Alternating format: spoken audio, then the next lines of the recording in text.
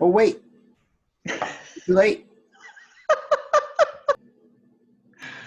Welcome back, everybody. This is Night Flight. Today I have Jenn Smith with me. She has been very outspoken against the transgender ideology, that it poses a threat to women and to children. Her website is transanity.ca.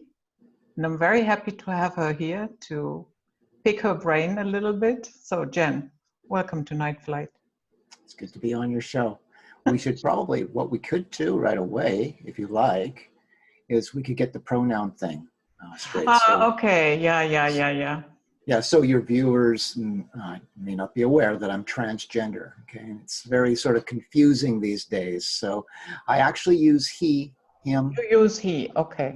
I use the masculine, and that's because I'm trying to reclaim our language and get our language straight again. Like, people call me all kinds of pronouns. They call me he, him, her, she, z, zer, all of these. Like, I've heard them all. I don't care. But when I'm trying to communicate with the public or on a political stage, I like to get the language straight because it's important. Yeah, thank you very much. That was my fault. That's okay. Like I say, it doesn't bother me. Okay, so tell us a little bit about yourself, Jenn. Well, I'm a writer, I'm a public speaker, I'm a political activist, and as I've already mentioned, I'm transgender. I would say it's going on 2-3 years ago now, I became involved in the whole transgender laws and programs debate in British Columbia, where I live here. Basically, I took a look at what was going on in Canada with some of the new laws like Bill C-16, which was supposed to extend human rights protections to transgender people and protect people based on gender identity. I actually didn't think it was necessary. I thought the existing laws covered everything. But when I took a look at Bill C-16 and I looked at what some of the critics were saying about it, and I looked at some of the what I would call propaganda that was being used to push it, I actually became concerned that there was something unsettling going on with the whole thing. So I decided that one of the sort of unusual things that I noticed right away when I looked at the whole transgender debate was that even though there were programs being put in place that I felt threatened women's rights to privacy and their own programs and stuff, what I was surprised to see is that there was nobody who identified as transgender who was actually speaking out against this stuff, saying, listen, you know, we want the right to be transgender and live as we want, but there's no need for us to be trampling women's rights in the process. But nobody was saying that on our side of the fence. So I felt a moral obligation to enter the debate. So I did, and like I say, that's going on 2-3 years ago now, and I've staged protests in front of our legislature. I've talked to school boards.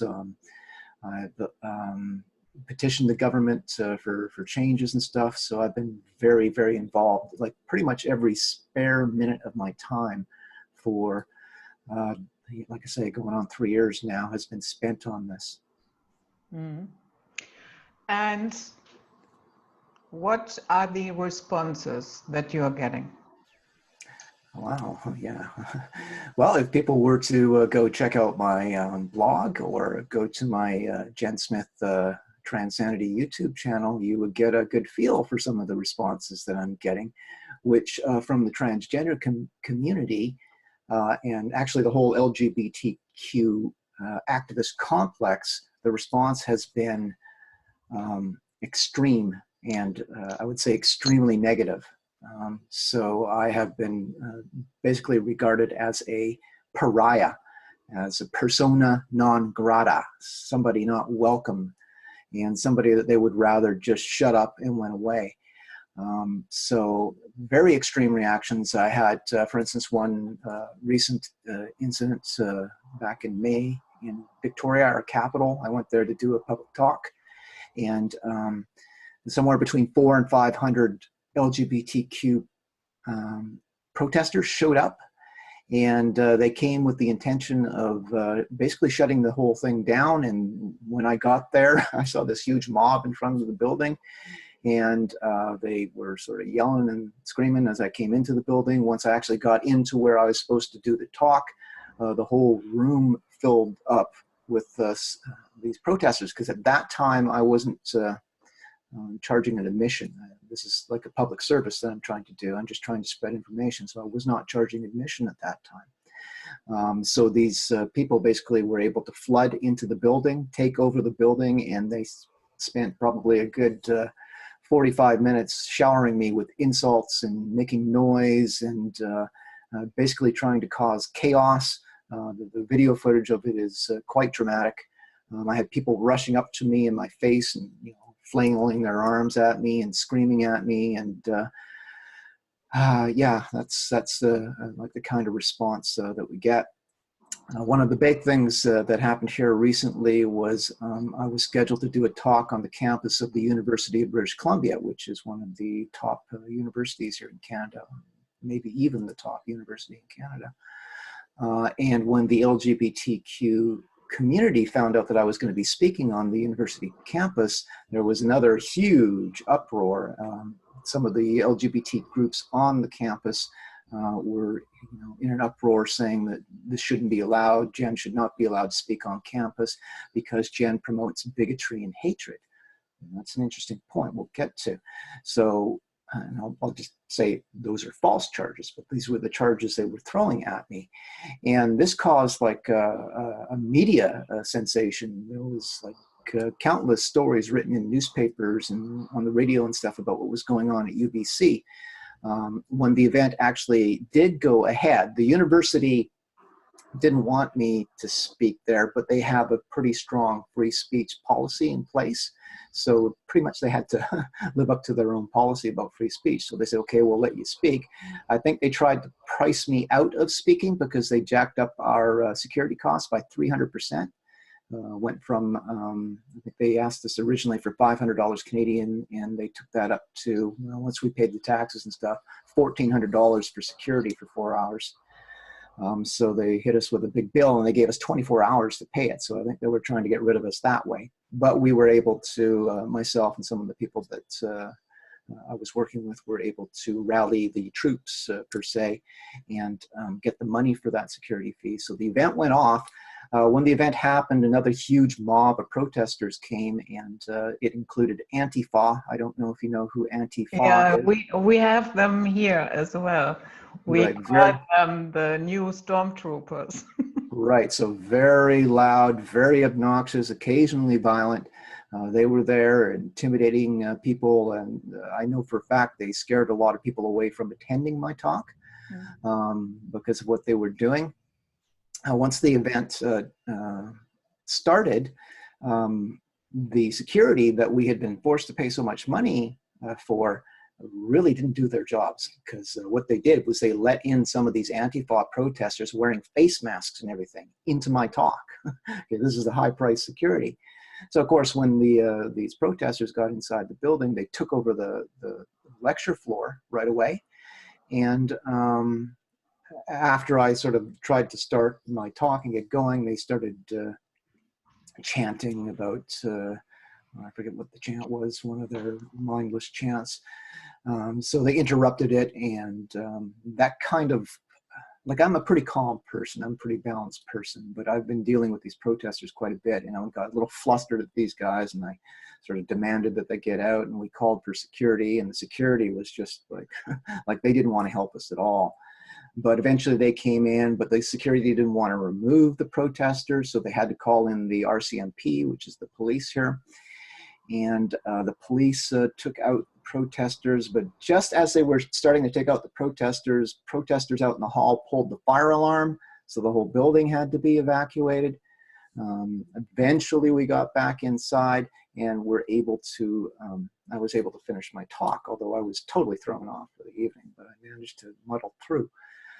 The interesting thing is that in the wake of this talk at UBC, the Vancouver Pride Society, which is the big LGBTQ organization here in British Columbia, said as a penalty for UBC allowing me to speak on campus, they were no longer permitted to take part in the Pride Parade this year. They were basically ejected, even though they had basically were getting themselves ready for the Pride Parade, you know, getting their float and everything ready. They said, no, you allowed Jenn Smith to speak, you're out, you're not welcome at the Pride Parade.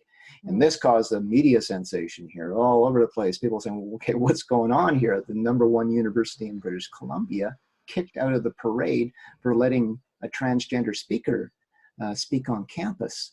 And we should maybe clarify that a little further in the sense that people should understand that the University of British Columbia has been probably the primary academic supporter of LGBTQ rights and education in British Columbia for a long time. The #1 ally, academically speaking, of the LGBTQ community. But because they allowed me to speak on campus, they kicked them out of the Pride Parade. And that became a media sensation. I got my revenge, though. What I did is I went to the Pride Parade myself. I went to the Pride Parade and I put together a sign, and I said that the Vancouver Pride Society lied about UBC and Jenn Smith, and I carried the sign all the way through the length of the Pride Parade, past maybe 500,000 people and back. And actually at one point, because I was carrying the sign, the Pride Society staff dispatched a bunch of Pride security after me. They chased me with a giant black net tarp thing to try to catch me, or I don't know what. It seemed like they were trying to catch me, but they were trying to encompass me in this giant black net, and I had to basically scurry to get out of there. So they're actually have filed some criminal charges for that, because they have no right, in my opinion, to be doing that. But that all of that sort of combined gives you I think a good idea of the situation here in Canada in terms of we have what I believe is a very intolerant LGBTQ activist community who do not tolerate any deviation from the official orthodoxy, right? And especially from somebody like me. I would say that in terms of the LGBTQ community here, I have become public enemy #1. Mm. Do you feel as if, yeah, let's say you're battling both sides, the LGBT community and on the other hand, those people who hate transgender people in general, or is one side more pronounced? Oh, well, there's no question that the LGBTQ, it's interesting because one of the mottos or alleged mottos of the LGBTQ activists is love and inclusion, right? We're all about love and inclusion. Well, they have excluded me and they have showered me with hatred, right? They have called me every foul name in the book. I've received threats, including death threats. I've had them telling me I should kill myself. So this is the love and inclusion crowd, right? So what's going on there? I don't know. But the other side, as you say, I actually work with the other side because, of course, there is a segment of the community. And I should say that one of the central debates here is this whole idea that people are being forced to treat men as if they're women. And some people are saying, no, listen, we don't care how people dress and how people live, but we're not going to play this game where we have to treat a man like he's actually a woman. So there's a lot of pushback against that, particularly from, as you might imagine, the Christian community. Mm-hmm. More specifically, the fundamentalist Christian community or evangelical Christian community. And when I first got into this debate, I kind of knew that what we'll call the establishment or the mainstream media was going to be hostile to my position, because I could see that just the way things were being spun in the mainstream media. And I got pretty much what I expected when I entered this debate, which was zero help from the local media and zero support. The only place where I could find support and where I could find sort of people willing to give me a platform and try to assist me in spreading my message was the Christian community. So I aligned with them.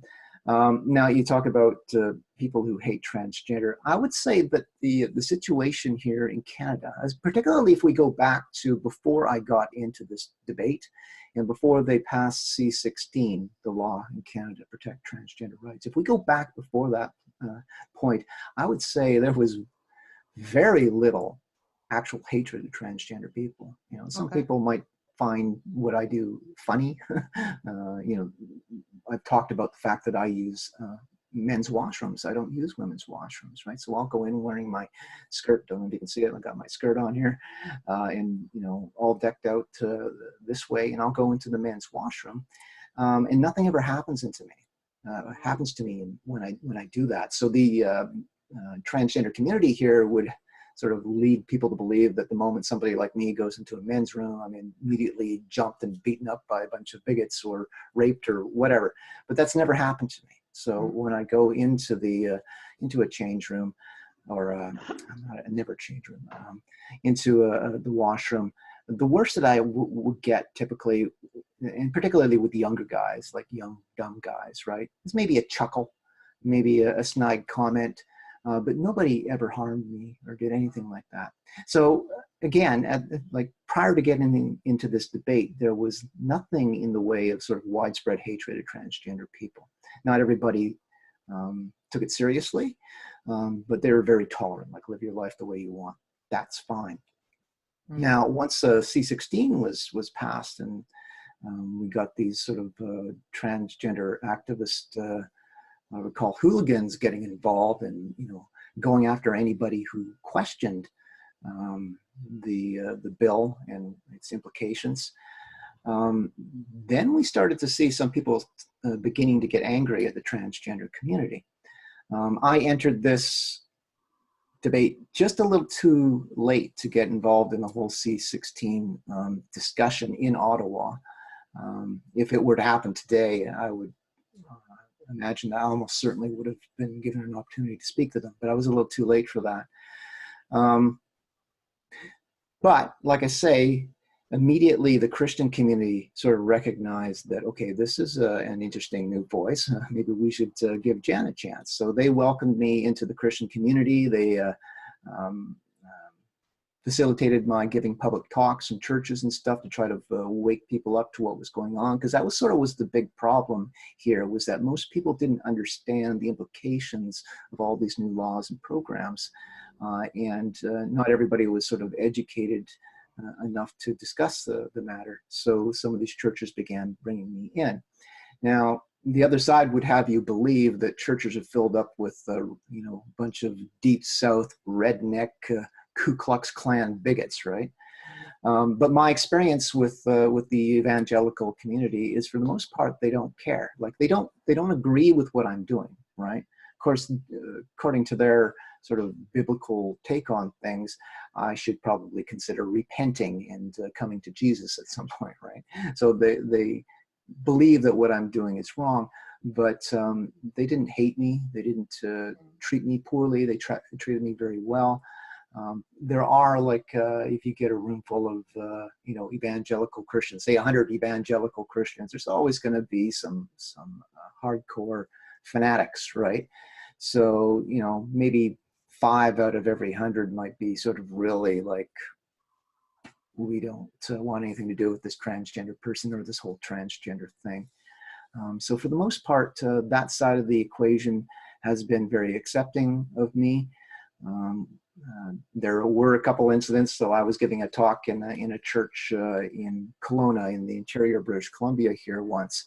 And in the middle of my talk, one of the Christians, who was one of these more extreme ones, apparently couldn't take it anymore and leapt up and asked me if I'd accepted Jesus as my savior, and just started ripping into me and caused a big scene in the church. Fortunately, I had some porters with me who sort of went to this guy and calmed him down and took him out and had a chat with him. But that was a very isolated case. But I do, like, occasionally I will say things that disturb some of my allies, and the only way I can keep myself sane in this debate is by always making an effort to speak what I believe to be true and what I believe to be important. And I think that's what's allowed me to build and maintain my reputation. But when you do that, you'll occasionally rub some of your allies the wrong way, because everybody wants somebody who won't back down and stand strong for an issue that they care about. Until that person won't back down on another issue, then suddenly, you know, they are not so fond of you. So I've had some headbutting with some of my allies, but I figure as long as I stay to the truth, or stick to the truth, and I found this to be true in my travels, that even those who will get mad at you because you've said something they don't agree with, eventually they'll come back to you, or most of them will. Yeah. So when I'm listening to your experiences, would you describe that you in general did not have a lot of hatred to deal with? And it sounds as if there was no necessity for any type of law or, you know, prescribed governmental ideas that need to go out and to be made public. In fact, it sounds as if all these governmental attempts make it more problematic, and it has stirred up the entire community quite a bit. What would you say? Oh, that's probably an understatement. So again, like I say, things were, I was thinking, at least from my experiences, and I've got sort of a long, because I'm 54, I've got a long view of transgender attitudes in my part of Canada anyway. And like even if we go back to, say, the 1980s, certainly in the 70s and the 80s, there were a lot of people who were very negative towards people who are transgender. And so, for instance, walking down the streets in the interior of BC in the 1980s, it wasn't always safe for me to do that. Right? I might get jumped or beaten up or who knows what. If we go back in time, yes, we had these negative attitudes. But as we move forward in time, say to the 1990s and the early 2000s, I had noticed like a massive change. So I could go out, today, even if I go to the interior of British Columbia, walk down the street of a small town, nobody bugs me, okay? Nobody bothers me. And that was kind of the state that I thought we had gotten into in Canada prior to them starting to bulldoze all these laws and stuff into. And I was thinking, okay, now we've really gotten to a state and society where I can go out and I can sort of live as I want and experience minimal like negativity from the community in that process. So when I heard about Bill C-16 being brought in and some of these new programs and stuff, I was kind of surprised. I was like, okay, so what do we need to do all of this for? But the reaction from the community when you've got these, I mean, when I was young, the attitude of most what would now be called transgender people, that term was not around back in the 80s, for instance. I was more commonly called a transsexual. It's not clinically correct, but I was called a transsexual. I would say that I've kind of lost my train of thought here. It happens to all of us. Yeah. It doesn't matter. It will come back. Just Okay, don't worry. Where was I here? In the interior BC in the 80s. Anyway, so yeah, Bill C-16 and all of this stuff. Yeah, if we fast forward to today, I know what my point was. My point was that back in the 80s, people like me, for the most part, at least in my experience, they were doing their thing, right? But most of them didn't think that, like say a male like myself, most of the males didn't actually think that they were women, and they didn't try to, you know, demand other people treat them as actual women. There were some, a very tiny minority, but I would say most of those who actually thought that they were women had serious mental health problems.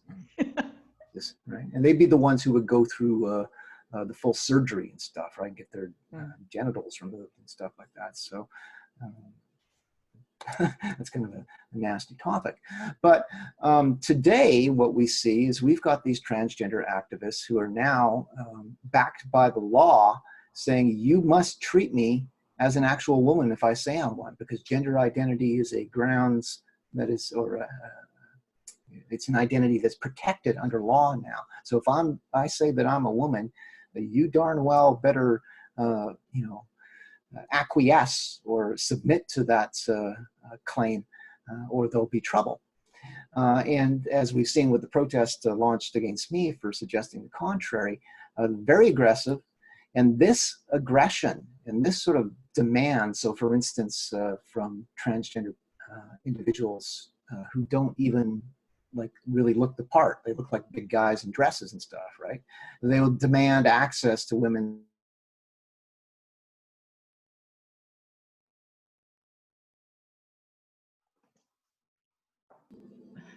So sorry very much, so much. My internet went down. And okay, we are back. And Jenn, please pick up where you left us. You were talking about transgender males demanding to be treated like women. I guess we were in that area. Yes, so basically in the past you didn't see sort of transgender women or transsexuals who really look like men demanding access to women's private spaces and stuff. That didn't happen in the past. Whereas today, that's exactly what you see happening right across the board frequently. And this, these sort of demands to be treated as if they are actual biological women has been irritating people. A lot of people have gotten very angry about this. As you can imagine, some mother from a you know, fundamentalist Christian church having to, you know, if she goes to the local swimming pool or something and having a great big 6'3" guy come in and, you know, a skirt or whatever, that's not okay with her, right? So normally she would say, okay, just go live your life, do your thing, but don't come into the change room with my daughter and I, right? That's going too far. And when people are suggesting, like say she said, no, you can't come in here, well then the transgender person gets all angry and aggressive, and in some cases they file human rights complaints, and we saw that happen here recently in BC, a very high profile case maybe talk about at some point. But the point is that this change in attitude has actually started to generate animosity and arguably some hatred towards the transgender community that wasn't there before. So when I go out and say, wait a second, I don't need to use the women's washroom, I don't need to use the women's change room, I go into the men's room and nobody bugs me. So I think that that's something that the transgender women need to consider as a possibility for the future. That way you're not trampling on the rights and beliefs of other people. So I'm actually, I think when say the fundamentalist Christian community heard me saying things like this, they were like, oh, thank goodness there's somebody in the transgender community who's willing to step back and consider respecting our rights and stuff. So I think I've been helping the transgender community in my own way. Okay. So you briefly touched on being accused of bigotry, and what was the other thing? Hateful? Promoting hatred. Yeah. So I'm a bigot and a hater, and some people will even call me a transphobe. You don't really come across like that. So what exactly is it? Right. So I don't look like your typical transphobe. Right. Okay. But it's been thrown at me, and this is some of this insanity that we're dealing with out there. Okay. So not just the transgender community, kind of one of the unsettling things and disturbing things is it's the whole LGBTQ community that seems to be against me, right? And I would say they're being irrational. Now, as to exactly why they're being irrational, there's probably a whole bunch of different answers to that question. But what do I say in my public talks that they tend to focus on? So they accuse me of bigotry and hatred, and I say to them, well, I don't promote any of these things. So what are you talking about? Do they give you any reason? Yes, they do, but their reasons, I mean, they have to work at it. So Morgan Auger, who is the vice president of the New Democratic Party here in BC, which is the ruling party in this province. He was asked at one point, because he's sort of like my chief nemesis, this guy, the person I battle all the time on the political landscape here. And Morgan was asked by a reporter, so what is it in Jenn's talks and presentations specifically that promotes bigotry and hatred? And when he was asked that question, he kind of stumbled for a second and said, what exactly? What do you mean exactly? So it took him a second to try to come up with something, and then he had to really, stretch things to try to do it. And that's what they do, okay? Because when you listen to my talk, there are some people who, for instance, have come to my talk, have listened to what the LGBTQ community have said about me. So they've come in thinking that they're going to hear a whole bunch of hatred, like me saying that transgender people should be, thrown into ovens or something and exterminated. So they come in expecting to hear all of this hatred and maybe set me straight during the question and answer period, right? But then when they actually listen to my presentation, there's no hatred, and they're kind of like, okay, so what was all of this talk about? The things that the LGBTQ community will say constitute hatred on my part would be, well, three primary things, okay? So the first thing would be that I say that transgender women are men, okay? And to understand why I do that, okay, so the first thing is I don't say that to be mean. I say it because it's actually true. Okay, so transgender woman as a term is a confusion of our language, I would say, because when you're talking about a trans woman, you're actually talking about someone who is biologically male. More than that, most people still don't know that 98.2% of transgender women still have their male genitalia fully intact, okay? As I do. So the thing is that when you've got someone who's born biologically male, they still have male genitalia and everything. In truth, in reality, right, whether anybody likes me to say this or not, but in truth, in reality, you are talking about a male, and if it's an adult, you're talking about a man. And so when I say trans women are men, really what I'm saying is men are men, right? But they call that hatred because I'm not respecting their identity or whatever. Their insanity.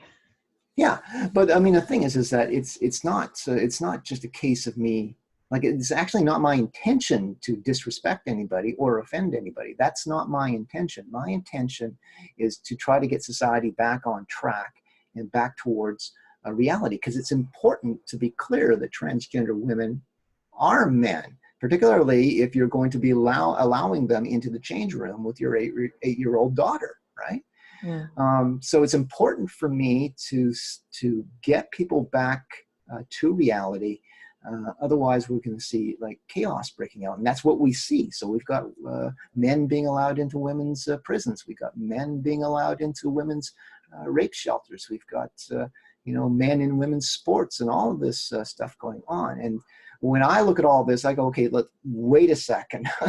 Full stop right here, okay? Full stop. This has gone too far. Okay, yes, I dress and I express as a woman, and I sort of try to interact in societies that way, but I am not a woman, okay? A woman's an adult, human, female, period.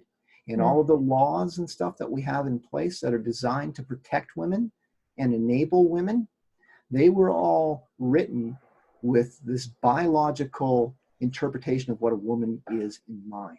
And if you destroy the meaning of the word woman, you're going to destroy all of the laws, all of the programs and stuff that were designed to protect them. And that's what we've been seeing. And so that's why I insist on saying trans women are men. But they call that hatred. Okay, so they'll bypass everything out and they'll say, well, this is an act of hatred. I don't buy it. The other thing is the pronoun thing that we talked about at the start of the show. So when I'm dealing with Morgan Auger, and you may have noted that during our brief conversation already. When I'm dealing with Morgane Auger, I will, you know, particularly if it's in like a group, like 2 or 3 people, I will refer to Auger as a him, he, man, all of these things. And again, the transgender community will say, well, this is an outrage. You're not respecting Morgane's identity. But once again, it's the same thing. It's just me trying to get our language straight again. Actually, a lot of people on my side of the debate have actually questioned me as well on the pronoun thing, and have said, well, why can't you just refer to Morgane using the you know, she and her and stuff like that? Why do you have to do that? I would say the short answer to that came from a well-known feminist here in British Columbia by the name of Lee Lakeman. She was giving a talk with Megan Murphy, who's become kind of globally famous on this issue, at the Public Library in Vancouver. And she was asked about the whole pronoun thing and whether she respected transgender women's pronouns. And Lee said, well, I try to do it just to be respectful, but to be quite honest with you, when I'm doing it, I feel like I'm being forced to take part in a con job. Right? And that is sort of part of my viewpoint on it too. So we're allowing our language to be assaulted, and language is actually being used as a weapon to recondition people's minds into thinking, you know, that men can actually be women. When I first entered this debate, very early on in the debate, when I was you know, engaging people online, particularly on social media, I found out very early that it had become almost impossible to separate men from women, because you had males out there who are using names like Mary and Julie and all of these female names, right? And even if you ask them, are you a man or a woman? If it was a male and it's a transgender male, he would say, I am a woman. And I would say, okay, are you a real woman? And they would say, yeah, I'm a real woman. But still, it's a male. But when you got a conversation going on like this and people have their pronouns all confused, it becomes impossible to keep our language ordered in terms of separating men from women. And in this debate, that is an important thing to do. So after a great deal of time in this debate, actually, I decided, listen, I'm not going to do this anymore. I'm not going to play this pronoun game, okay? In a social situation, like in a restaurant or wherever, if I'm with, say, Morgane Auger or whatever, I will not, I will do my best not to use male pronouns with Morgane. I'll avoid saying he or him or anything like that in a conversation. What I won't do is I will never refer to Morgane using she and her, these types of things. But I will try to avoid the male part. But because in the social setting, it doesn't really matter. But on the public stage, and particularly in this debate, it now matters to keep things straight and to keep people's minds straight. Christopher Hitchens, I don't know if you know who Christopher Hitchens is, he kind of addressed this type of subject once in one of his public talks, in the sense that people would frequently come up to him and say, well, what you're saying is offensive. It's very offensive what you're saying. And Christopher Hitchens' response to that was, look, I am perfectly okay with anybody who wants to play with their toys in their sandbox. If they want to play with their toys in their sandbox, they can go ahead and do that. If they want to have their friends over and play with the toys in their sandbox, well, that's all fine and good. I don't care. But you will not force me to play in your sandbox. Okay, and that's just a way of saying, listen, you know, there are lines that you can't cross here. Live as you want, express as you want, use the language any way you want socially, but you can't force me to, I would say, deny physical reality, especially in the public sphere, and, you know, with political decisions and that type of thing. So that's why I do it with the pronouns, because I want to get our language straight, and because I think that the more that we attach feminine things to males in language, the more confused it's going to get. But again, the transgender community call that an act of hatred, bigotry. The last thing that gets me branded a hater is that I oppose the SOGI 123 program here in British Columbia. SOGI, when I say SOGI 123, you've actually got two things contained there. For those who don't know, SOGI is an acronym. It stands for Sexual Orientation and Gender Identity. It's basically an umbrella term that brings together all kinds of different sexual orientations and gender identities under one term, SOGI. SOGI 123 is a program that's been implemented in British Columbia schools right now. It's spreading across Canada, actually. It's spread into Alberta now too, and their goal is to spread it all the way across Canada. I'm opposed to this program for a bunch of reasons, but probably the main reason that I'm opposed to this program is because it's going to very young kids in kindergarten and grade 1, grade 2, and it's conditioning these kids and teaching these kids that boys can be girls. So if a boy thinks that he's a girl, that's, you know, okay, and it should be supported.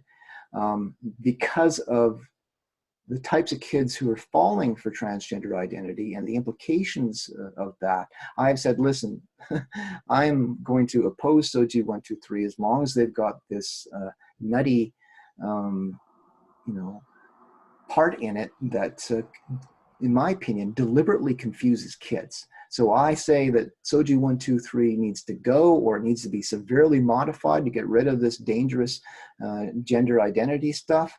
And like I say, there's other reasons there. But because I reject this program in our schools, once again, they say, well, that's an act of hatred. If you don't support SOGI 123, that means you want LGBTQ people not to have rights and to be bullied and harassed in school. So that's the other thing. But that's all they have to work with, right? That's how they call me a bigot and a hater. And the media here has run with that. So they're right on board with what the trans activists are saying. But it's really, it's defamation. It's libel against me because I don't, okay? Saying that a man is not a statement of hatred. But that is how they have justified it. So that's part of, you know, understanding how crazy things have gotten. Yeah, we had like 1 or 2 years ago here in the UK, a teacher lost his job because he had used the wrong pronoun, and the pupil filed a complaint, and he was laid off. And I have to say, I'm very sorry, that goes too far. Yeah, of course. That's back to the Christopher Hitchens thing again. Okay, so people can sort of dress and express as they want. I would say it's kind of dangerous to play gender games with kids, but especially with adults, they can dress and express as they want. I certainly, obviously, don't have a problem with that. But when you start forcing everybody else to suspend reality, that's it's not only a violation of the rights of other people, it's, I think, dangerous in the long run for society because it's injecting chaos into our society. Yeah.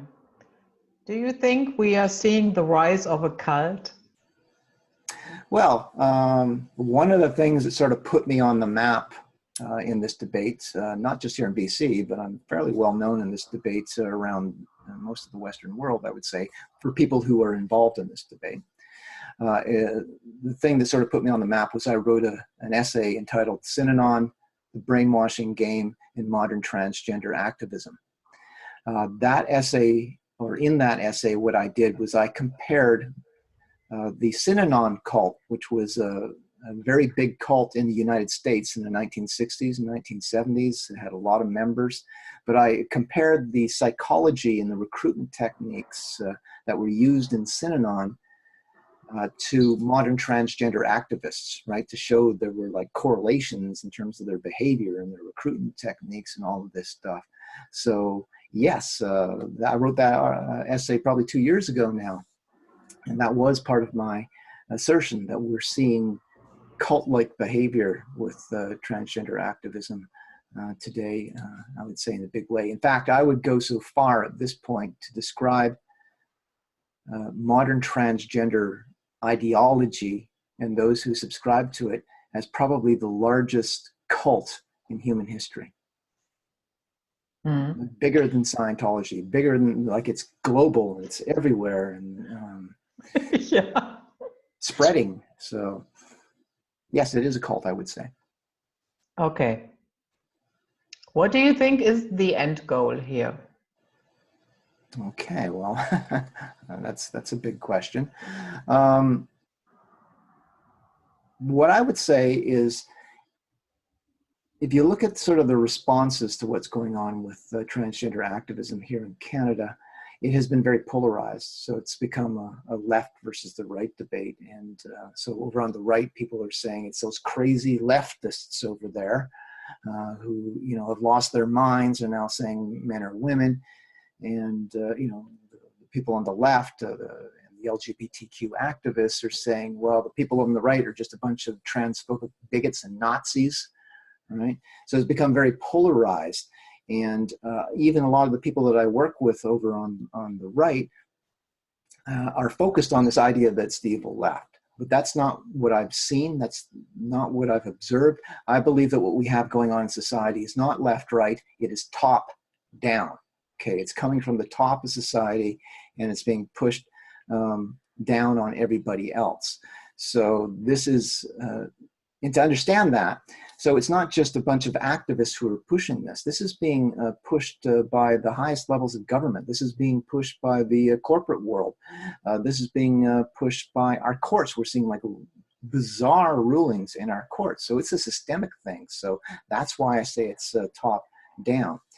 Now, if we can agree, and it looks like we can, that this is coming from the top, right? And it's a top-down struggle. When you're dealing about people at the top of our society, they seldom do one thing at once. They're what I would call the ultimate multitaskers. So I think we've got a whole bunch of things that are driving this. Two of the biggest things, I guess we could say there's three. So there's the whole sort of assault on traditional values and traditional concepts of sexuality and these types of things. It seems to be sort of part of that, and this urge to sort of almost extinguish the old ways of thinking, right? So when I was young, the LGBTQ community used to be about getting us to a state of live and let live, just getting people to accept the LGBT community and live and let live. Right now, it's gone beyond that. Now it's live and you better darn well approve of how we live or else, right? Mm-hmm. So they've gone, I would say that all of the most important rights and goals of the LGBTQ community from back in the 80s and 90s have been achieved, right? But they're pushing beyond that now, and it seems like there's an attempt to stamp out traditional values. That's just one part of the goal. So the other thing that I have noticed is that there's a lot of money in this.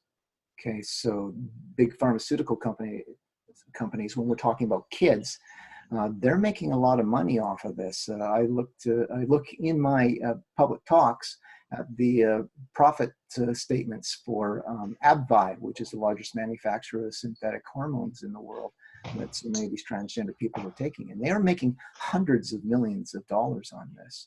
So, of course, the pharmaceutical complex is promoting this as much as they can. So there's another goal for you. But all of this, I would say, also works into what I perceive to be a totalitarian undercurrent, okay, where they seem to be trying to, first of all, get control over certain new forms of communication that everybody is using, and to get everybody to sort of submit to the all-powerful state. So for those who read 1984, you might note that in one part of 1984, O'Brien essentially a bad guy in the story, says to Winston, holds up 4 fingers, and he says, "How many fingers am I holding up, Winston?" And the correct answer, if you read the book, is Winston's supposed to say 5, right? But Winston knows that 4 fingers are being held up. And this is sort of like an old thing in totalitarianism, sort of the ultimate act of subjugation, the ultimate act of state power is if you can force your citizens to speak a lie, all right? So say something that they know is fundamentally untrue. And that was the whole sort of conditioning thing with Winston there in 1984. And I would say that we basically have the same thing happening with this whole man as a woman thing. So even though we know, some of these transgender women are actually men, we're being forced by the power of the state to submit and deny what we know to be true. That is totalitarian in its essence. The other thing that's going on right now, and we saw this with me, so I used to be very active on Twitter. I used to have a Twitter account, and I had thousands of followers on Twitter. Eventually, my Twitter account was totally suspended and like nixed completely, not a part-time thing. The reason that they suspended me permanently from Twitter is that I put out a tweet saying, I will never refer to somebody that I know is male as a female or as a woman. I will never do that. Mm. And they considered this an act of egregious hatred and so bad that they totally killed my account, right? Mm. So they are using, and people need to understand, I'm a political activist, so I'm trying to affect change in our society. There was a political analyst in the United States a while ago who said that Twitter's become so powerful that if you are a politician and you don't have a presence on Twitter, that you are dead in the water, politically speaking, right? So that's how important Twitter is regarded. Now, again, I'm a political actor, and Morgan Auger, who's on the other side of this debate, he's on Twitter too. But because I said I will never say that a man is a woman, bam, Twitter has taken me out of the discussion. Now, Morgan Auger gets to keep on saying all of the nutty, crazy stuff that he wants to, but I'm no longer there to counter the argument. And we see them expanding this to other things, like people who are opposed to vaccines and stuff like that, right? They're sort of arbitrarily determining that they're going to crack down on certain ideas in order to protect people.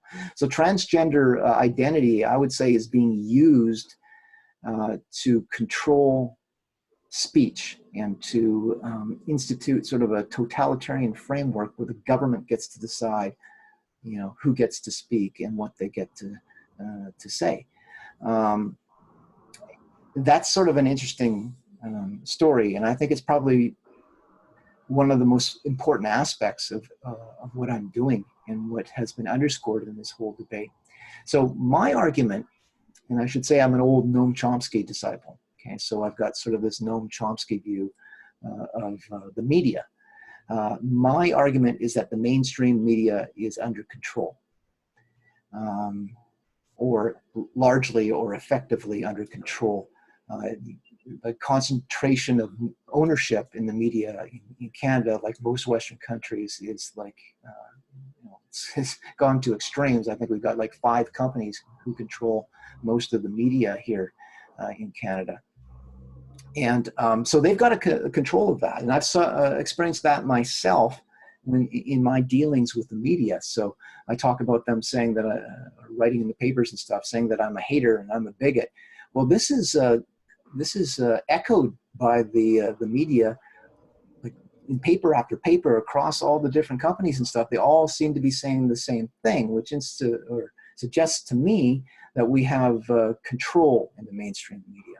Okay, and I would say they've had control of that for a long time. Recently, what has happened is we've seen digital media and social media sort of come out of nowhere and become this powerful force to enable people, average people, to talk about things that aren't getting talked about in the mainstream media. So they don't have control, or didn't. They're trying to change that, but they don't really have control of social media. And social media is powerful. So take me as an example. I was a nobody, right? I was a nobody. I was living in obscurity. I had no voice politically whatsoever when I entered this debate. I knew when I got into the debate, because of what I was saying and because of the official narrative, that I would encounter resistance when I entered the discussion from the mainstream media. And that's exactly what I saw. But what I was able to do is I was able to pretty much ignore mainstream media and start building an online presence. So I started writing essays. I started doing interviews like the interview we're doing here with various YouTube channels and stuff out there. And when like I mentioned, the Synanon essay, that was very successful, very popular, right?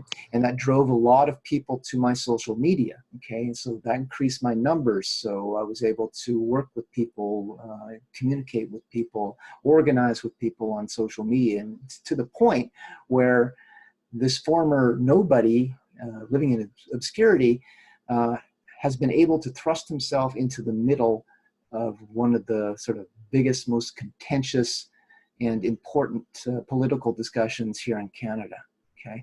Now, what I would say is that my case illustrates quite clearly the danger of social media and the danger social media poses to the establishment, okay? Because this is an indication that they are losing control that they had formerly prior to the internet over the mainstream media. So what we're seeing now is we're seeing all of these, irrational rules and laws and stuff going through, designed to promote censorship on social media. So what happened to me on Twitter is being validated by government committees and stuff who, rather than coming into this debate and saying, okay, we need to regulate social media to make sure that it's tilts towards free speech at all times. That's not what they're doing. So we had a committee here in November in Canada called the Democracy Under Threat Committee. And the recommendations that that committee put out were that government should work with social media companies to make sure that they are cracking down on hate speech, fake news, and extremism. Okay, now all of those terms are subjective, right?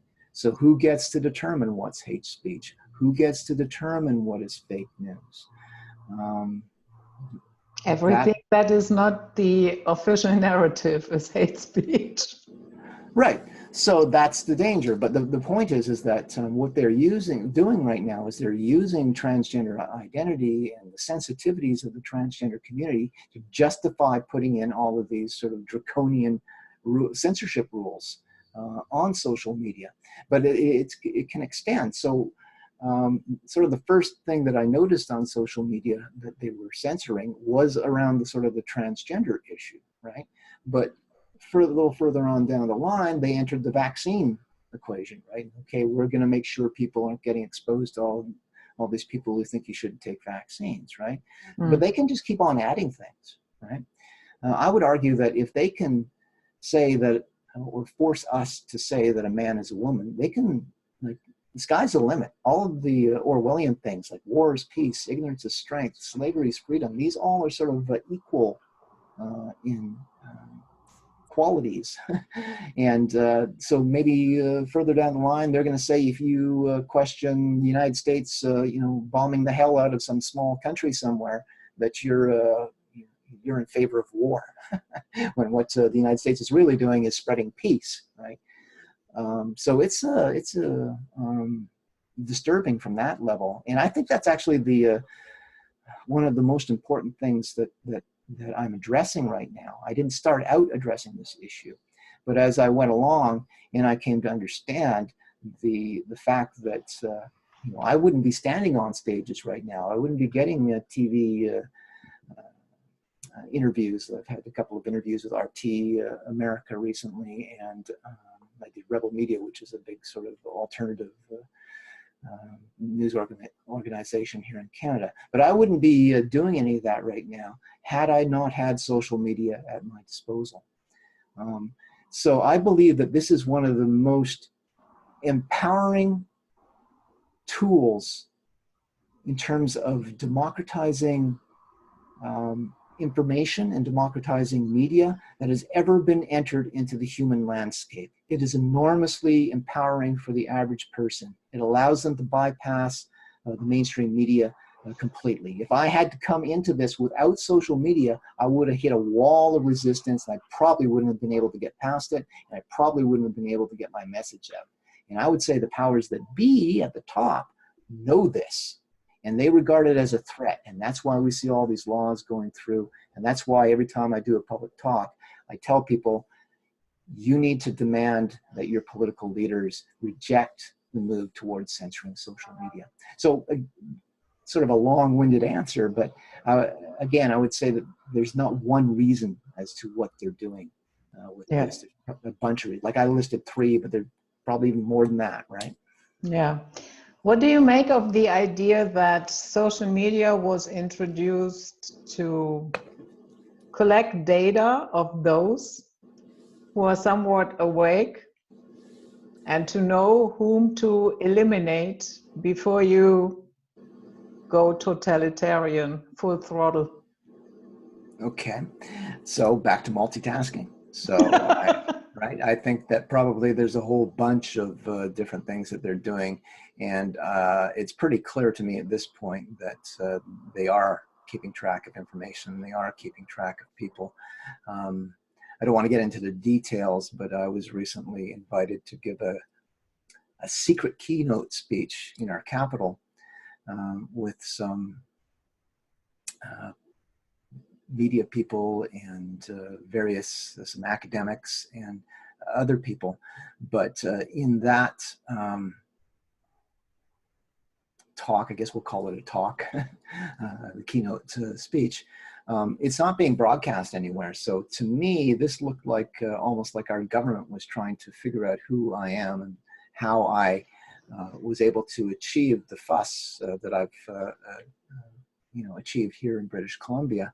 So I believe that the establishment is looking at problems like social media and using data collection. So if you're a state who wants absolute control, totalitarian control, the more information you can get, the better. And whether it started out that way or not, I don't know, but I do believe that it is being used that way because it's been used against me by people like Morgan Auger, where they've gone into my social media history and gone way back and for years and years and pulled out information. And the intelligence establishments, particularly, I'm sure, are doing that. Do you see a connection between transhumanism and the pushing of the transgender ideology? Well, that's an interesting question. It's not one that I've looked at extensively. Jennifer Bielik, who's a friend of mine, has looked at this question extensively.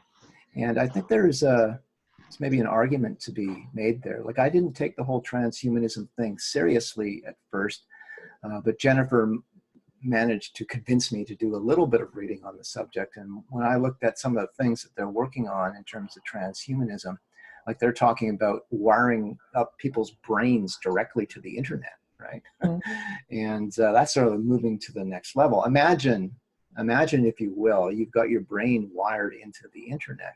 Imagine what a government could do with that, right? Your memories will be from now on Wikipedia.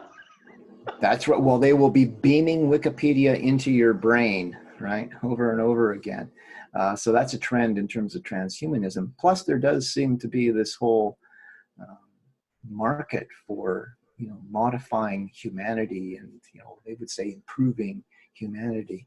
So I think there may be something to that, but I don't have really enough information myself to intelligently discourse on it. Mm. You know why I see a connection? Overall, I guess we could say this entire transgender thing, it adds to the total confusion of humanity. You have so many people who don't even have a clue who and what they are. If you ask, they tell you what they are doing as a job.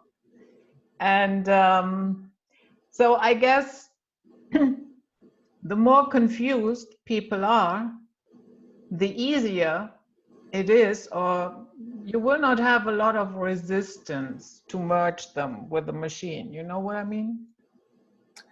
Yeah, absolutely. So one of the things I would say in dealing with young transgender people, I have learned during the course of this debate that they're kind of on a different wavelength than, you know, older persons such as you and I, because they live in this digital universe, right? And they get immersed in these games and stuff, right, that take them into alternate worlds and stuff. So that is sort of their internal reality. And that makes them sort of prime targets for this whole transhumanism thing that you like. My feeling, and when I talk about things like this, people should be clear on the fact that I don't know for sure what's going on. This is just me speculating on what's going on. That's all we can do. When you've got a government who is pushing some sort of official agenda, they're going to cloak it in national security protections, and they're not going to tell you what they're doing, right? So we as citizens, the only thing that we can do is either accept what they're doing blindly and let it go, or we have to start trying to speculate and try to, you know, connect the dots and figure out what's going on. So whereas I don't say that I know for sure what's going on, I think one of the things that is going on is that we've got a collection of megalomaniacs, power mad, not just politicians, but people at the top of our society, the elites. And I think there is a move on to totally reshape humanity. Again, that totalitarian impulse that I'm talking about, that seems to be an undercurrent that is flowing through this whole thing. And you talk about the confusion, and I've talked about that before as well. So reshaping society. So when I wrote my Synanon essay, I looked at the psychology that cults use. And I looked at not just Synanon, I looked at all kinds of different cults. And cults basically had and have a technique where to brainwash people and to recondition people, the first thing they have to do is they have to get the individual to reject their former selves, right? And acknowledge that, you know, something's wrong with them in the way that they're living. So you have to totally reject the inner self. So Charles Dederich, who founded the Synanon cult, coined a phrase that most people here at least are familiar with, and that is, today is the first day of the rest of your life. Okay, now that is a statement that says everything else behind you, gone. Okay, so they need to get to people to that point where they understand that who they are and the way that they've been living is wrong. Okay, and Synanon had techniques for doing that, and it involved something called gaming, where they would gang up on new potential cult members, right? And they would say terrible things about them, like you're doing everything wrong, your hair is unkempt, you're overweight, and they would just bombard them with insults and stuff to make them, you know, break down and sort of, okay, you're right, I'm terrible, I'm awful, I need to change. Please tell me, you know, how do I change? So that's a standard. Join our cult. Yeah, and even people like Charles Manson use that type of technique, right? Where you sort of get the person to understand that everything about themselves is wrong, and we need change. Once you get people to reject that old self, then you can start writing a new self over top of that. Now, what I would say with this whole transgender thing is I think that we're seeing that same sort of technique being staged at the political level, at the state level. Okay, so if you look at the rise of totalitarian regimes in history, for instance, in Germany, there's certain patterns. So the Nazis were able to rise in Germany largely because in the wake of World War I, the economy collapsed, right? And society basically broke down, and there were you know, riots in the streets and total chaos and hyperinflation, and everything was going wrong. When Joseph Goebbels looked at all of this chaos in German society, because he was sort of promoting the whole, you know, what would become the Nazi regime eventually, he looked at this chaos and he rubbed his hands together and he said, this is great. This is perfect. The more chaos we have, the better. right? Because that is like Synanon's gaming technique, but carried out to a state level. Like things got so bad that people were crying for change, right? And so along comes the Nazis and they say, we got change, we'll repair everything, we'll fix everything, just follow us and our glorious leader Adolf Hitler and we'll bring you your change. Who, funny enough, was an Austrian.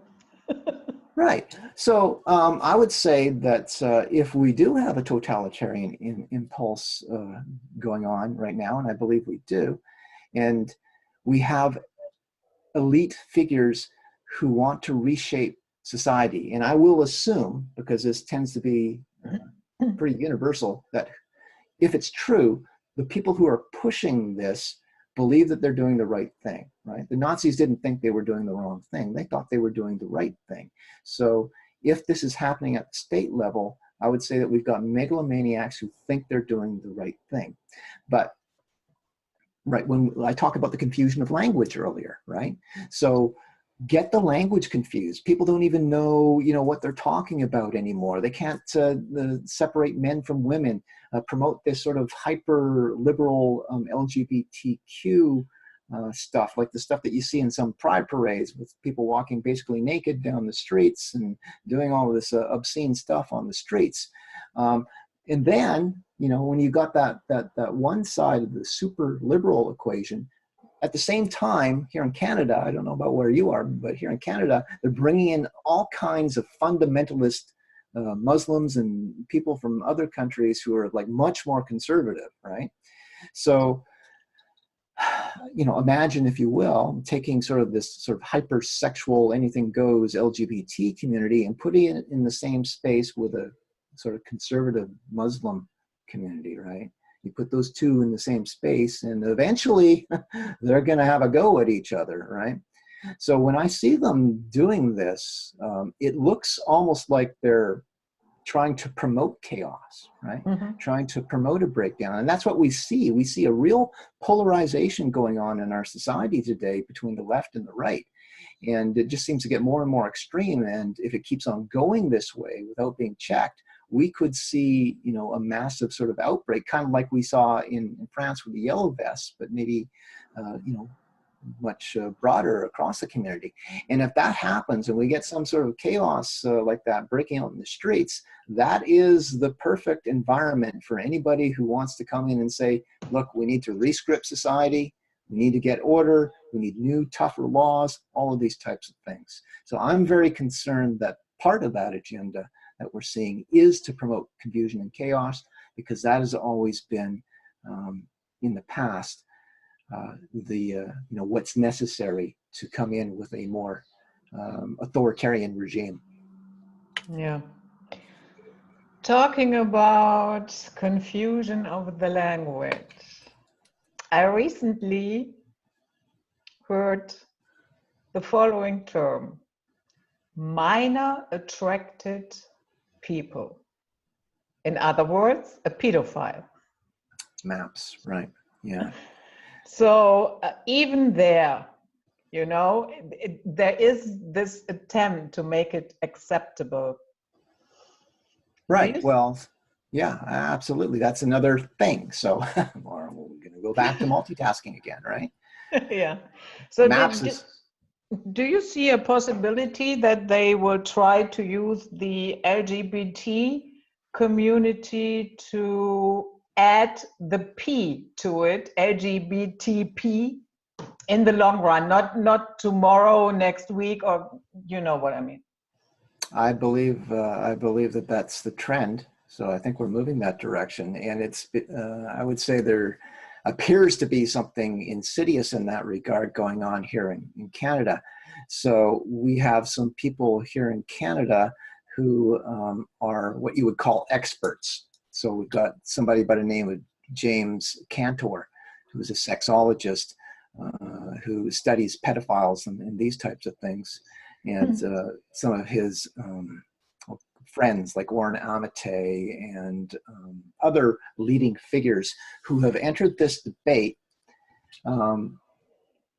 saying some of the same things that I'm saying. So saying that kids shouldn't be transitioned when they're young and put on all these drugs and stuff. So they've entered this debate, and they appear at this stage to be on our side, at least on that issue.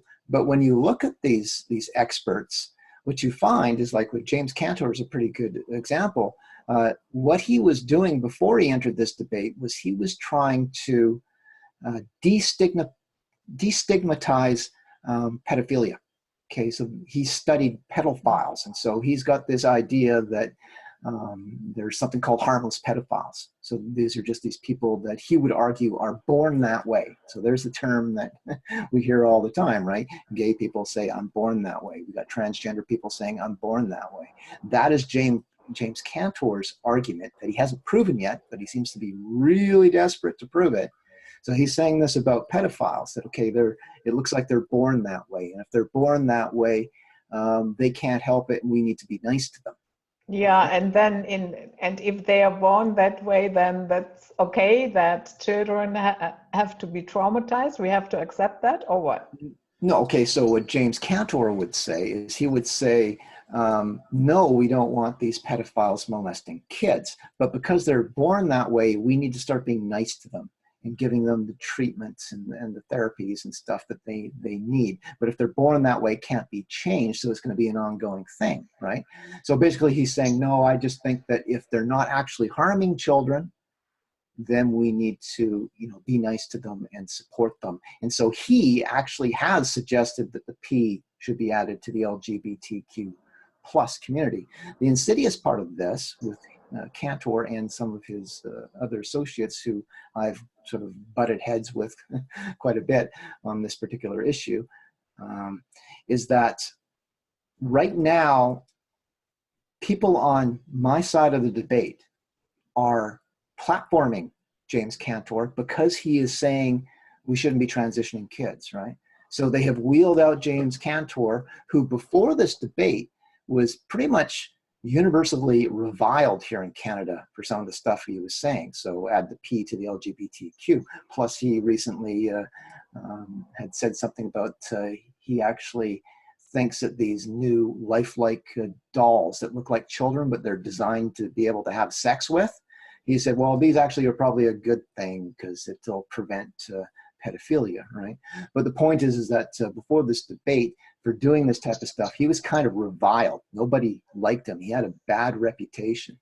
But now that he's entered this debate on our side, he's becoming very popular, and he is platforming himself as a champion of children, right? He's come into this debate and said, let's not transition kids. So he's getting all this positive feedback from our side, right? And I'm saying, wait a second, well, wait a second here. There's lots of experts out there. We don't need James Cantor as one of our experts, because what's going to happen is right now we're platforming him, and we're building up his reputation as a champion of children, right? As a defender of children. Meanwhile, once this debate is over, he's going to have, gained all of this positive attention, and then he's going to go right back to his whole pedophile thing, right? So he's going to go back and, well, we need to be nice and kind to these born that way pedophiles. I disagree with him about even if he could find proof that somebody's born a pedophile, I don't know, how would you prove that, right? What process in the brain would result in somebody being unavoidably sexually attracted to children? I don't buy it, right? I'm sure maybe they'll try to conjure up some fake evidence at some point to support it. But even if you agreed to that premise, okay, and you said, okay, so some people are born that way, I don't think the answer is destigmatizing it. I think that the way it is right now is perfectly fine, right? Because if you destigmatize pedophilia for certain pedophiles, that's the first step towards normalizing it, right? So there is a social stigma with pedophilia right now that I think needs to stay in place, because that's just one more barrier to hold back tendencies towards actual harmful pedophilia. So I don't think that barrier should be taken down. But James Cantor sees it the other way. So yeah, I would say that there is a trend in that direction, and it's disturbing. I mean, we could just sort of one more point. So on that same thing, if you look at some of these child drag queens, like Lactatia, and there's another one in the States who's really popular. These, 8-year-old boys who dress up like hypersexual females, right? And we had the case of I don't know if it was Lactatia. It was one of them was dancing in a gay bar on the stage, right? In sort of convoluting, or I guess what they call doing things like twerking and being sort of sexual, and having grown-ups, giving him money and stuff like he's a stripper or something, right? So that's another thing. Okay, so this is a sexualization of children, and I just don't think that that's good, and I think it needs to be pushed back against. And anybody who supports that should be shunned, right? Just no, you're not with us. Go do your own thing. How is it that we cannot see, let's say usually in any country you have certain laws where, you can, okay, here in Germany, for instance, if you're 16, you can drink a beer, but you cannot buy hard liquor, yeah? But we are perfectly fine with transitioning small children. What's wrong with us? Well, yeah, that's the what they used to call the $20,000 question, right? What is the deal there? So Stephen Rosenthal, who is the official spokesman and one of the top people at the Endocrine Society, which is the largest sort of endocrine society in the world, and they set all of the guidelines on how to treat transgender kids and stuff, right? He not that long ago came out and said, or suggested, that 3-year-olds were wise enough and smart enough to know their true gender identity, right? And I mean, anybody who's had any dealings with a 3-year-old will know that 3-year-olds know nothing, right? They can't cross the road on their own, right? But Stephen Rosenthal would have us believe that a 3-year-old, if it's a 3-year-old boy and he thinks that he's a girl, well, he knows what the truth is, and we should just respect that, right? And start working with that and treating that. So, on its face, it seems to be kind of insane. Like, why do you have sort of one of the top endocrinologists in the world saying something that's so nutty? But when you understand Stephen Rosenthal's background, it starts to make a little more sense. So Stephen Rosenthal, in his financial conflict statements, when they released the new guidelines from the Endocrine Society for how to treat transgender kids, where they lowered the age limit for taking synthetic hormones, in that statement, he revealed that he is a consultant for Advi. Okay, so the largest manufacturer of synthetic hormones in the world. And when we look at so many of these scientists who are involved with, transgender kids and employing what they call their affirmative model, which is basically when you've got a kid who thinks that they're the opposite sex, you should affirm that and work with that, right? But all of these scientists who seem to be promoting this, or not all of them, but certainly a large number of them have direct conflicts of interest with pharmaceutical companies. So I think that might help explain some of the insanity that's out there. But again, we're going to end up falling back on multitasking all the time. But it's a very good question. Okay, so they can't drive cars, they can't vote. They're not even allowed to have sex with over a certain age or something, but they're allowed to make a decision that drastically changes their life, and is, I would argue, in many cases, completely and totally irreversible. I think that's insane. Mm. Yeah, and of course you have the celebrities parading around and oh, my hip transgender kid, look here. And yeah, and for the most part, I really don't get it, why nobody seems to be bothered that we are telling 3-year-olds, no, I guess you are a girl. Mm-hmm. Right. Yeah. So I mean, that's part of the insanity there. But the thing is that people think that it's just, okay, so you've got little Billy, and Billy says, I'm a girl. Okay, we'll just let Billy start wearing dresses and stuff, and what's the big deal, right? But if you look at the studies that have been done, when you allow little Billy to start dressing up like a girl, in most cases, just that act of letting them start doing that socially results in them later on going on to use all the drugs and surgery and stuff and staying transgender. Whereas if you don't affirm that and you discourage them from, thinking that they're the opposite sex, in something like 80% of cases, they will eventually just forget about it and accept their role in, whatever sex that they were born. But when you allow them to take on that social role, I believe it's somewhere in the neighborhood of 60 to 65% will go on to use the synthetic hormones and stay transgender. And there's a reason for that. So if you can imagine for a moment, if you take a young boy and he says that I'm a girl, and you affirm that and allow him to take on that role, okay?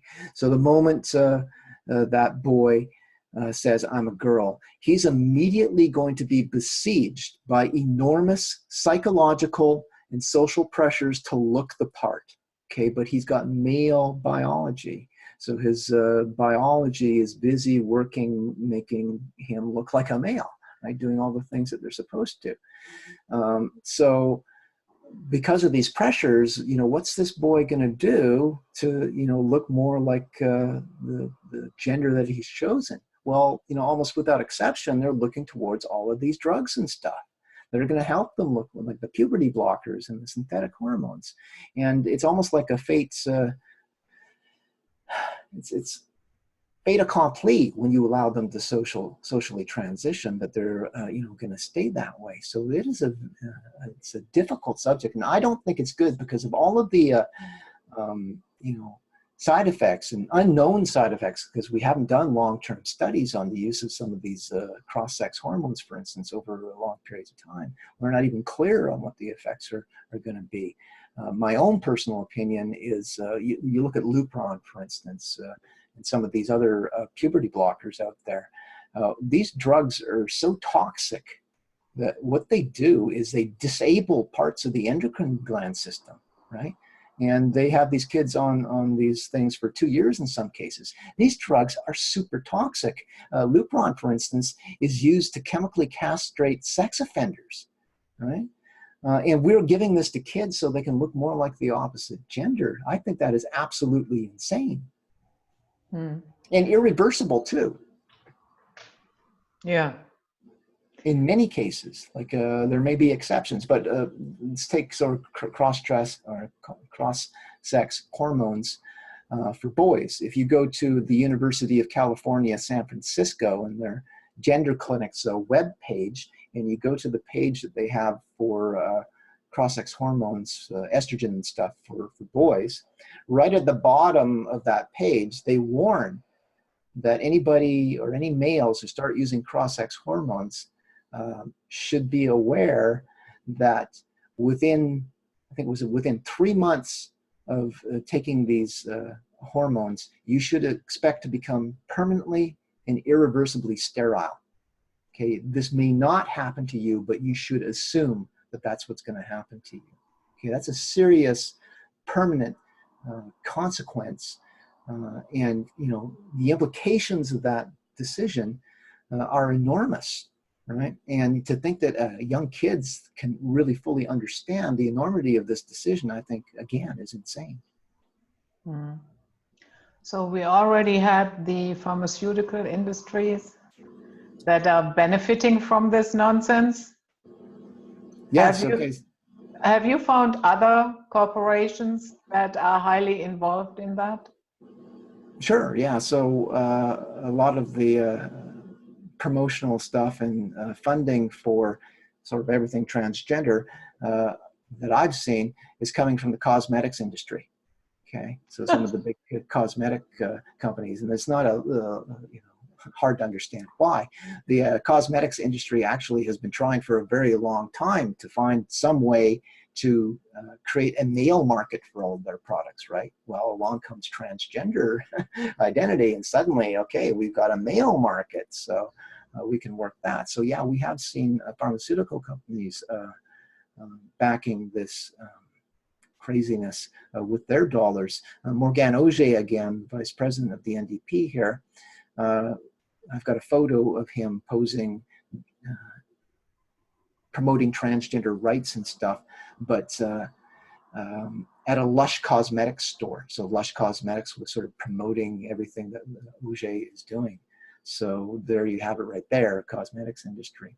Other companies, well, a lot of these biotech companies, so back to the transhumanism thing again, they're very involved in that as well. So Martine Rothblatt, I don't know if you know who Martine Rothblatt is, but again, a transgender identified male who presents as a woman, but is also one of the leaders in terms of transhumanism technology and stuff, and is very busy out there funding everything LGBTQ.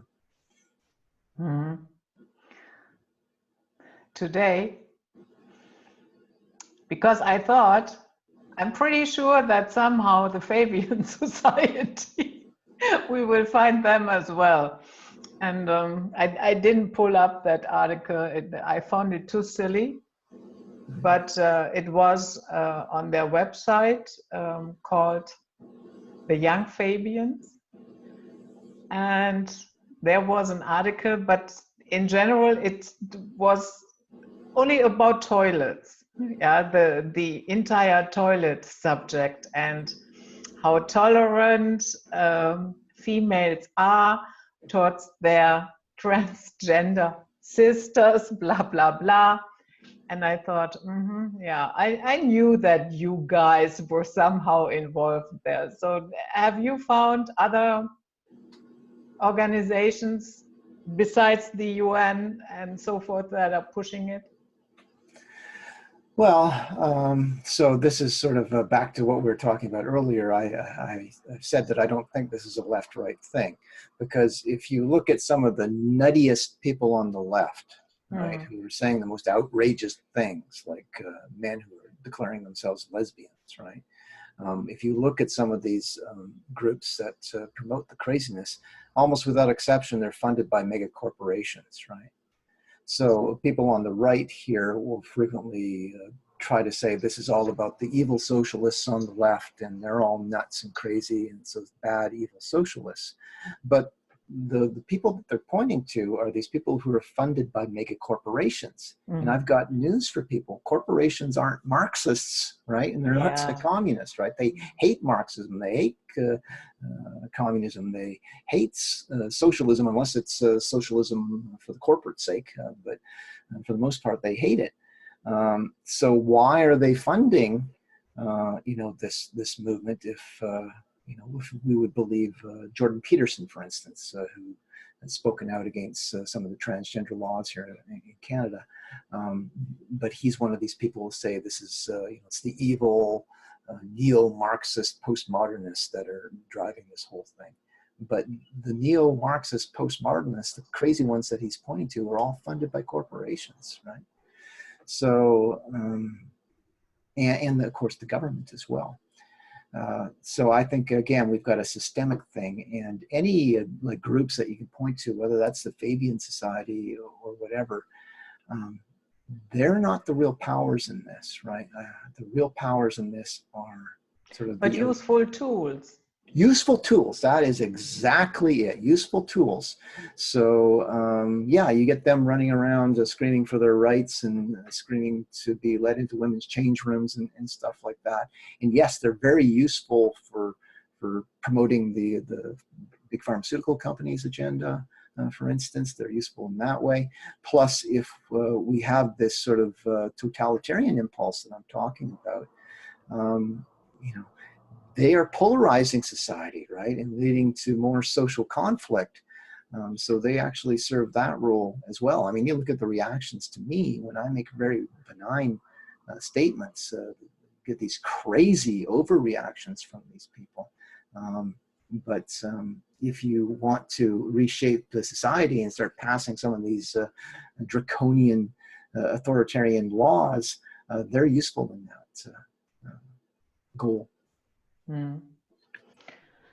Can you imagine that one day,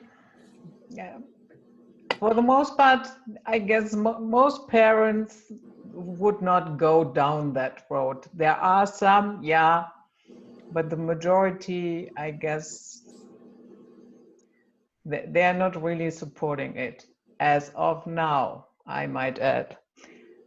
Could you imagine a future where, let's say, the state steps in and overrules the parents and tells them, no, sorry, we are going to turn your boy into a girl and you have no say in this?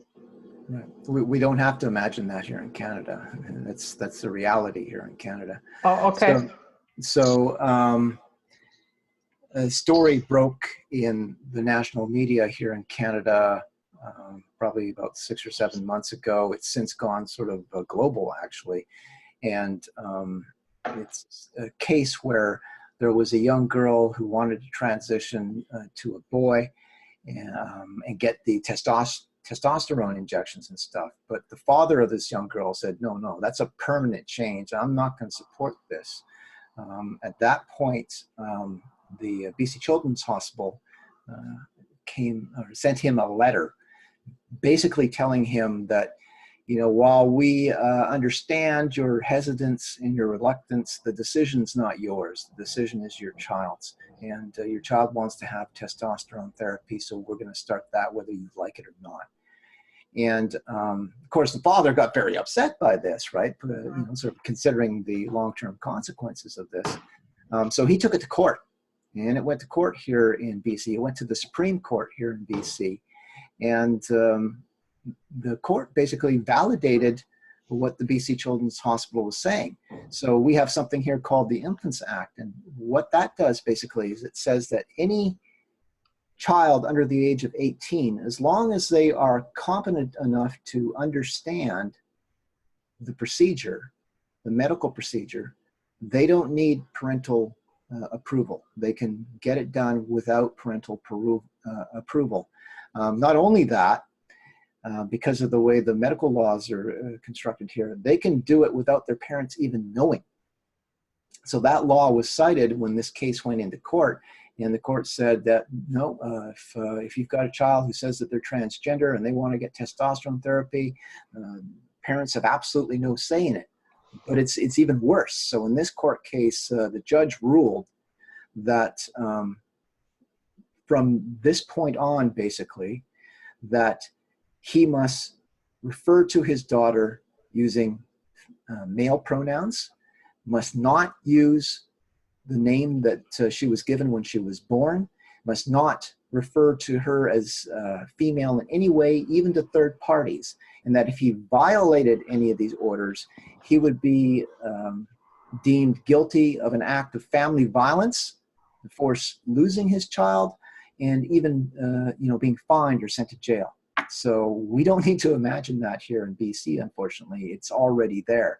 And I would say that this is coming to every state and country who currently has on the books. I don't know about where you are, but this is this debate around this one case, which, by the way, I broke this story here nationally. I wrote an article for the Post Millennial here in Canada. I was the first person to talk to the father and interview the father, and I released the story. But the sort of one of the central things of that story was this Infants Act, this law that was on the books. That law initially was put on the books for vaccinations. Okay, so where you had kids who wanted to get a vaccination, but their parents don't support that, right? So they wanted to give the kids the power to get these vaccinations, whether or not their parents liked it or not.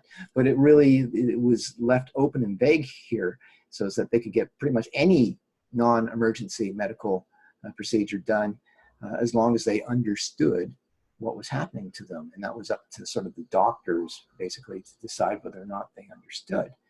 So but that was here in BC.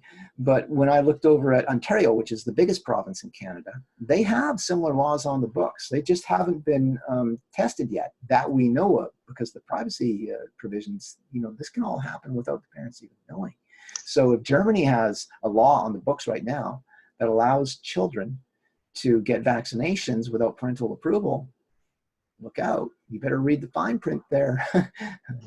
Transitioning your boy to a girl might be next on the list. Yeah. But for the most part, people do not care. Well, they don't think that it's going to affect them. Right? Yeah. It's a hot topic too. So if you look what happens to me, and I am transgender, and I've been, thoroughly demonized and chased by mobs and all kinds of stuff. So it's like a lot of people are afraid to question the narrative, because especially like in schools and stuff, if you question the official LGBTQ narrative on this issue, you'll get teachers who react violently, right? And they'll say, well, you're a bigot and you probably shouldn't even have a child.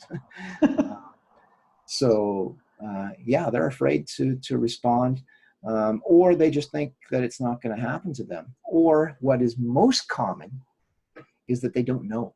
Okay, so they don't have the information, because all they're getting, so like here in BC, for instance, the only information that parents have been given from our government is all positive information. Everything is roses, everything is great.